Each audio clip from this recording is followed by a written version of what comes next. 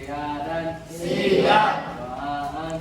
Asbahna wa asbahal mulku lillah wal izzatu wal qudratu lillah. Asbahna ala fitratil Islam wa kalimatil ikhlas wa ala dini nabiyyina Muhammadin sallallahu alaihi wasallam. Allahumma fa'ni bima 'allamtani wa 'allimni ma yanfa'uni wa zidni ilman. Rabbi ja'alni muqimas sholati wa min dzurriyyati Rabbana wa taqabbal du'ai Rabbana ighfirli wa liwalidayya wa lil mu'minina yauma yaqumul hisab. Baik, sebelum memulai pembelajaran, Ibu akan membaca pelajaran terlebih dahulu. Tolong sebutin ya sama materi. Siapa yang tidak hadir, boleh ditulis ya nanti. Oke, materi sebelumnya itu tentang Islam sebagai rahmatan lil alamin. Ada yang tahu apa itu Islam sebagai rahmatan lil alamin?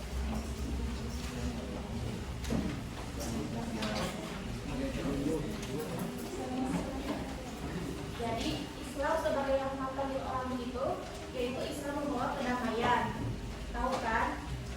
Nah, jadi Islam itu kan membawa kedamaian, tapi meskipun Islam itu damai kan sering ada kayak di Palestina kan ada pengganggu ya kayak gitu.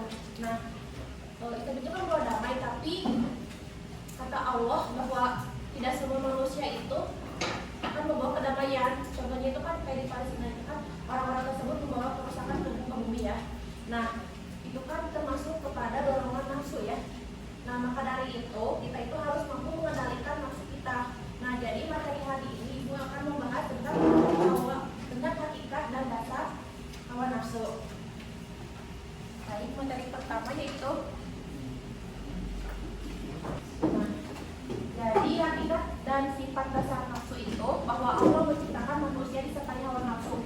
Jadi nggak mungkin ya kalau misalnya manusia itu tidak punya hawa nafsu. Jadi nafsu itu kan keinginan ya. Kalau misalnya manusia nggak punya keinginan, ya jadi hidup tuh kayak udah ngalir aja gitu berjalan. Nah, kemudian manusia tidak bisa hidup jika tidak ada nafsu. Ini kayak barusan bahwa manusia itu nggak mungkin kan kalau misalnya hidup tanpa ada nafsu atau ada keinginan. Kemudian kalau nafsu juga yaitu sesuatu yang disenangi tapi bisa bersifat positif maupun negatif ya.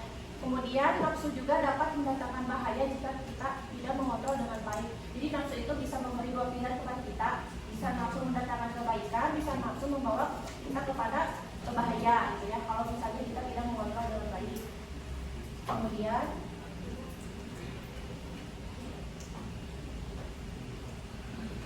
yang selanjutnya itu nafsu syahwat. Buat saya dicatat ya. Jadi syahwat itu dalam bahasa artinya menyukai, menyenangi atau kecintaan terhadap sesuatu. Nah, menurut istilah syahwat itu adalah kecanduan jiwa terhadap sesuatu sampai keluar dari batas gitu ya.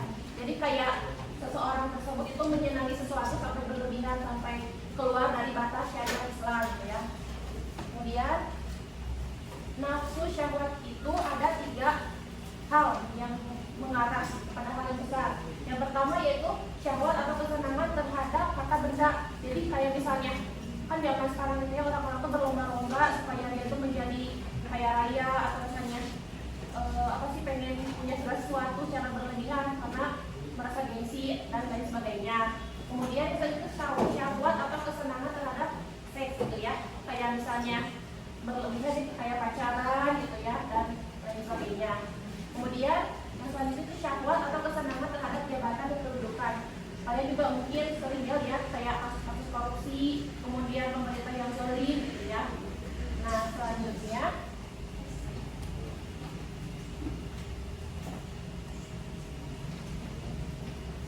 itu bahaya menuruti nafsu syahwat. Menurut hadis riwayat Anas, Ibnu Abbas, Abu Hurairah, Abdullah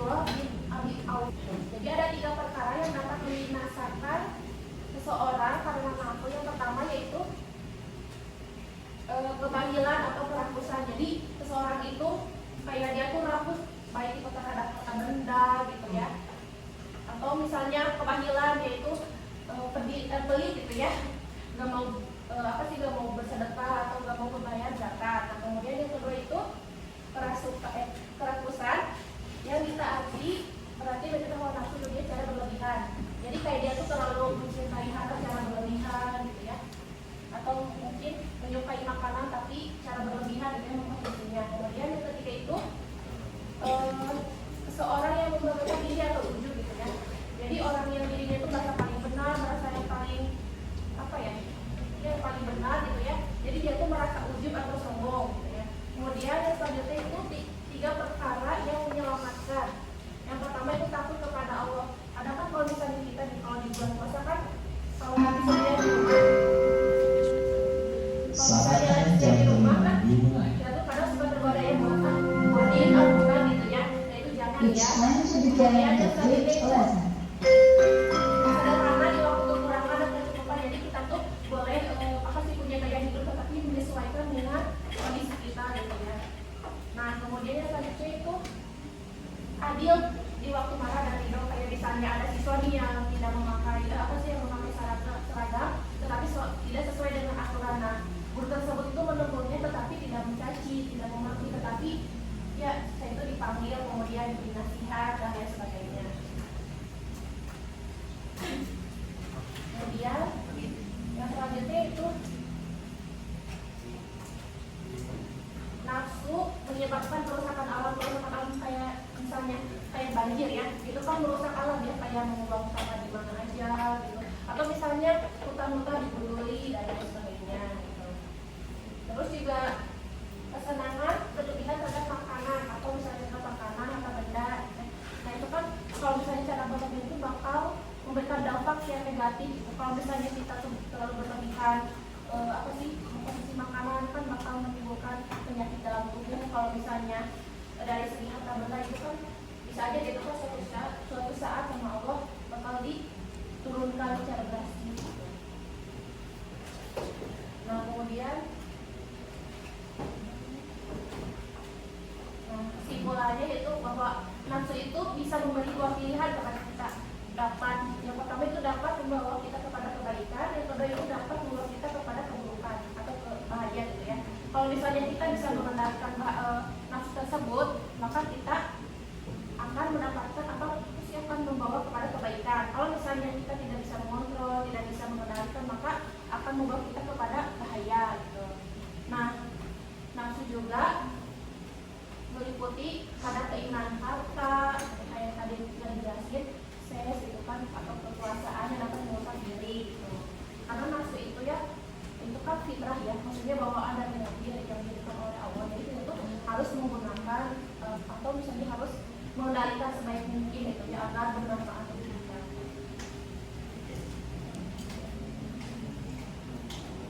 Selanjutnya kita main games ya. Sekarang ibu akan membagi kepada 6 kelompok. Jadi kalian akhwat-akhwat sama iwan-iwan ya. Mulai dari menit 1, 2, 3, 4, 5, 6 sampai 6 ya. Mulai dari situ.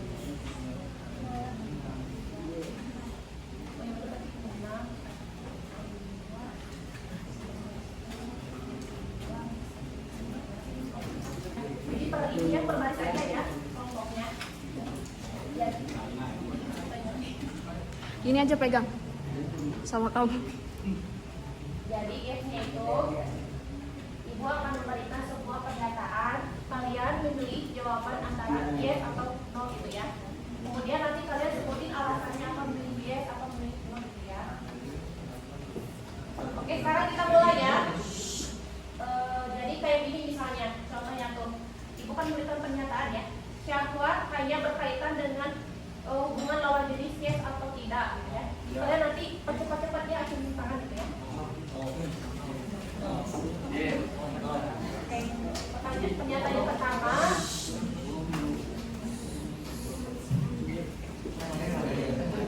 perasaan tertarik pada lawan jenis adalah dosa yes atau tidak? Yes. Tapi acungin dulu ya. Lagi. 1, 2, 3.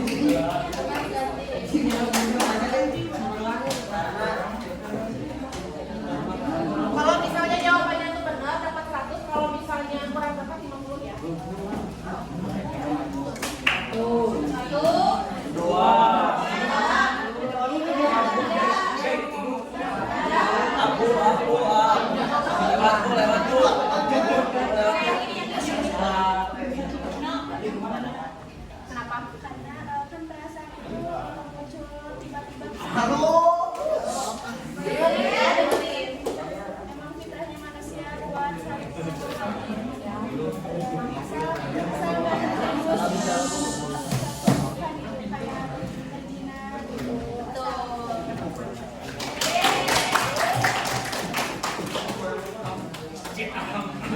Oke, yang selanjutnya itu nafsu terhadap jabatan lebih berbahaya daripada nafsu terhadap relasi benar atau tidak? Benar, karena menyusahkan rakyat. Yang lain. Ya, ya. Kenapa lebih berbahaya gitu?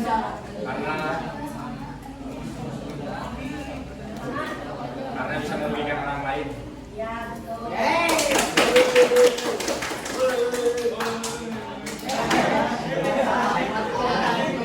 Oke, pertanyaan selanjutnya. Orang yang makan berlebihan walaupun makanan itu halal tetap termasuk mengikuti nafsu syahwat benar atau tidak?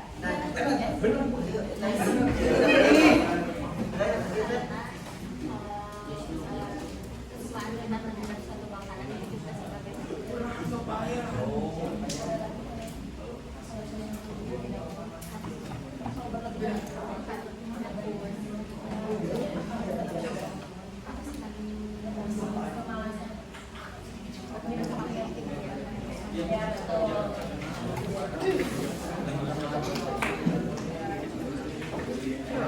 15. Nah, yang selanjutnya yaitu membeli barang mahal hanya demi gengsi termasuk bentuk mengikuti nafsu syahwat terhadap dunia, betul ya? Ya. Kenapa?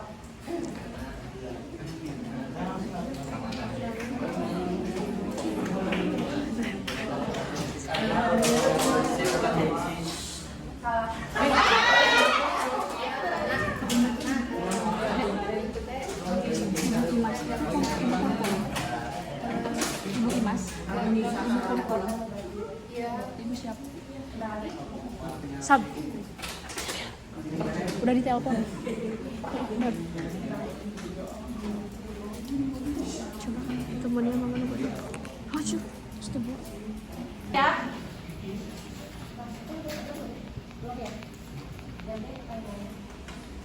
Merasa tidak puas walaupun sudah memiliki banyak hal adalah tanda nafsu syahwat terhadap dunia belum terkendali menurut, betul atau tidak? Yes. Kenapa?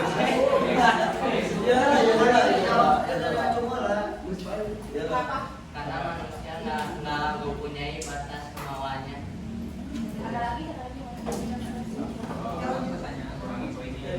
Kalau misalnya itu kan nggak bersyukur ya. Ya, Ya, betul.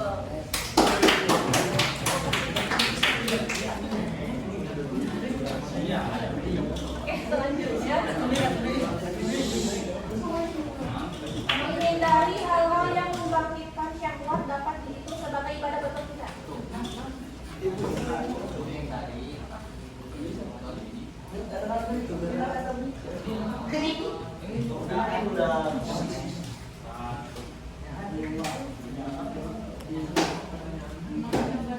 Ini ya, pernyataannya menghindari hal-hal yang membangkitkan syahwat gitu ya, dapat dihitung sebagai ibadah, betul atau tidak?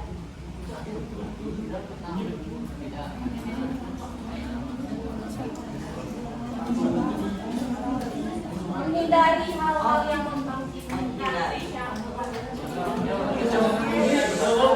Kenapa?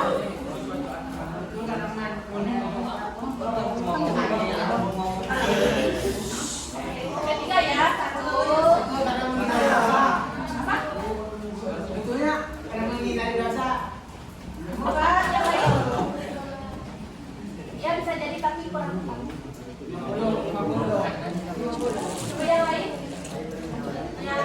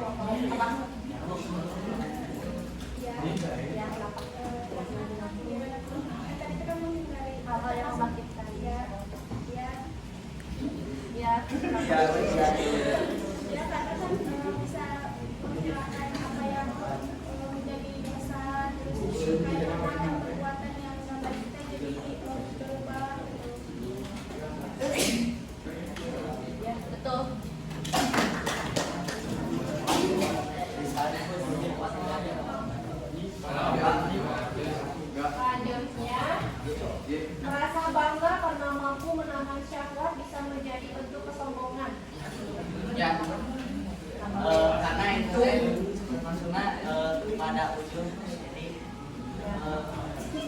dosa juga. Ya, betul.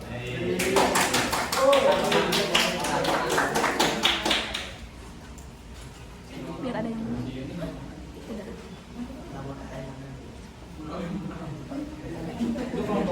Itu lagi ya.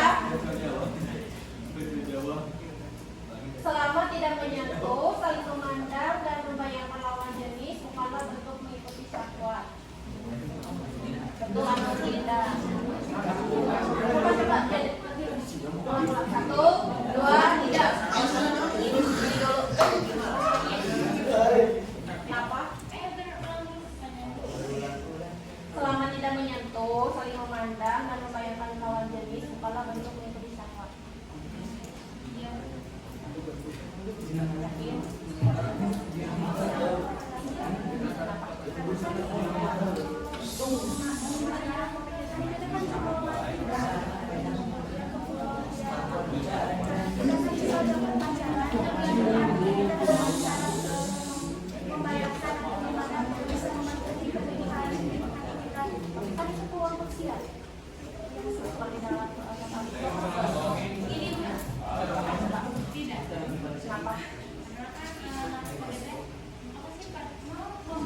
Membayangkan lawan jenis, kali memandang nafsu. Berarti membayangkannya kayak gitu, jadi Ya, betul.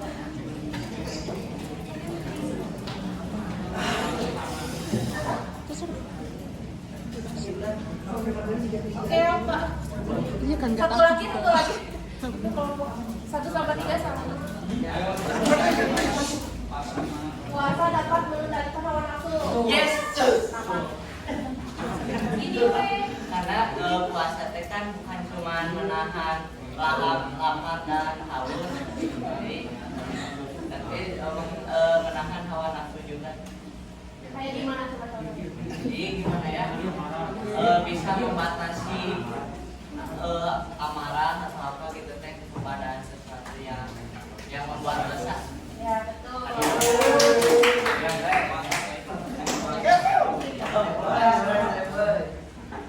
Oke, yang paling panjang berarti kelompok 3. Nanti dapat hadiah ya dari Ibu. Nanti ya.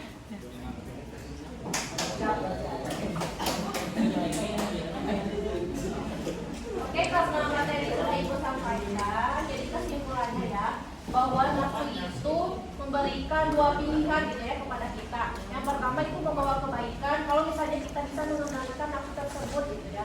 Terus juga nafsu juga bisa membawa kita kepada bahaya kalau misalnya kita tidak bisa mengendalikannya secara penuh gitu ya. Terus juga ya, nafsu itu kan bawaan sejak lahir ya, atau fitrah dari awal. Jadi kita itu harus memanfaatkannya sebaik mungkin gitu. Jadi gimana sih caranya gitu supaya nafsu itu tidak melanggar batas syariat Islam gitu ya. Sekian mungkin yang dapat Ibu sampaikan. Mohon maaf apabila ada kekurangan, ditutup saja dengan doa. Rabbana atina fid dunya hasanah wa fil akhirati hasanah wa qina adzabannar. Wassalamualaikum warahmatullahi wabarakatuh. Waalaikumsalam warahmatullahi wabarakatuh. Silakan kepada Kak Ayu doa. Istiadat siap.